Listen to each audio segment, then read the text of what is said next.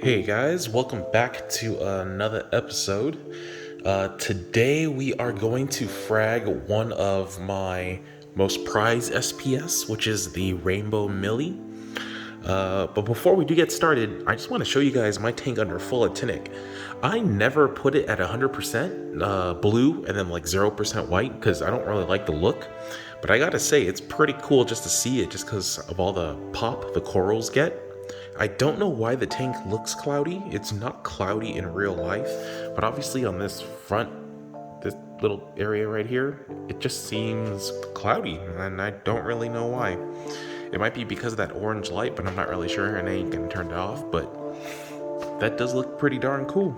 So the ones that stand out the most, you got the Space Invader Pectinia. That looks super cool. It's just like freaking glowing. Most of my Millepora, they look about normal. They always kind of look like that. That guy is pretty true to color. He always stays like that, so it's not a big deal there. These other guys are looking pretty good. There's my glitter bomb, which has not done well since I bought it. You got this little rainbow hammer that looks good as always.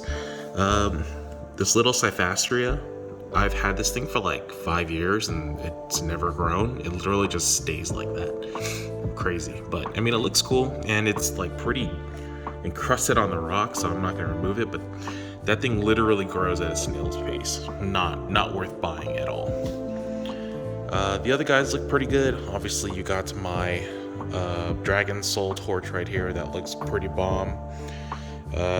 Brain Slammer always glows. That's just a given, no matter who has it. This looks a lot better in the camera than it does in person. This red Ghani with blue centers. You can probably see the blue centers a little better though. Yeah, but it's not that bright red. It's more like a rusty-ish red color. It's just a little darker. It's not that bright. This Aiken looks pretty fire. It is yellow and green, which is a little harder to come by, but that looks pretty cool. This little button Scully, when you put it under all blue, look at how good that looks. It is actually a lot more yellow under full actinic, a lot less green. But yeah, that looks super cool. I need to find a better way to mount that. Can't just really leave it there. I need to be able to kind of feed it as well. And then going on to this side, you got the one Yuma that I have that looks pretty darn good. The Neptune bounce here has actually gotten a lot better. The bubbles every week gets a little bit bigger, like it's getting more used to the tank, so hopefully that does really well. And then the Jawbreaker and the Eclectus, they look pretty much as they always do. Though I do have to say the Jawbreaker is getting a little bit bigger, which is good. But the star of the show today, we are going to cut this guy right here. And the reason I'm cutting it is just because I'm bored. That's pretty much it. We'll make a few frags out of it and then get it out to some local reefers who might want it.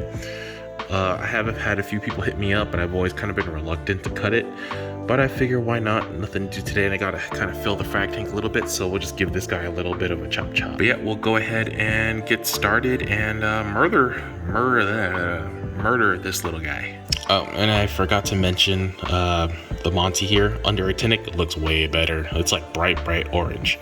I should have done that way before, but in the previous episodes too, but I didn't. But yeah, looks so much better now. Now there's no real trick to cutting SPS. You just kind of go at it.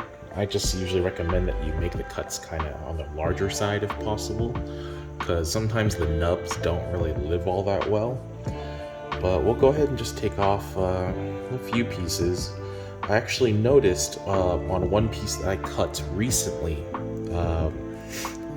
where I cut it, it actually branched off. So it'd be kind of cool to see if that actually happens. So every cut I make, if it splits into essentially 2 sticks.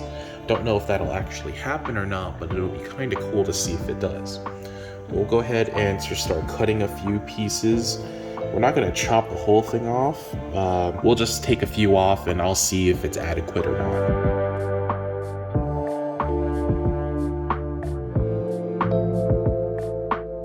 And also while we're at it, this clownfish, I think it's turned female. So I had a female at some point with 2 males, and it happened to pass away. And it's been like a couple years, but I think this guy is starting to turn into a female because he's getting super aggressive. But they're still about the same size. Usually the female is like significantly larger, but that hasn't happened. But yeah, you see how aggressive he's gotten? He really hates me. And he goes for the hairs too, like the little finger hairs. Little bastard. Go away.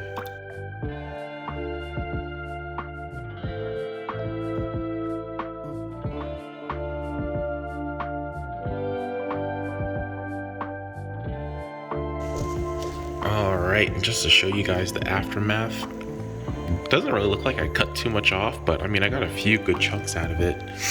And what's nice about cutting it sometimes is it's a little hard to see, but if you look on the bottom or left side of that piece right there, when they start branching out to grow, there'll be some shading that happens, so parts of it don't get colored. So it's actually good to cut off that piece that's growing over it, because it'll give an opportunity for the bottom pieces to color up. See how aggressive that clownfish is? Yeah, but we'll go ahead and get the other pieces into the frag tank and get them glued up. Okay, so I happened to change my mind. Since these, those cuts look so good, I'm actually just going to kind of let them heal out in this tank, which means I'll be bringing back the magnetic frag rack. So go ahead and get that guy on there, and we'll go ahead and get started and get them all glued in.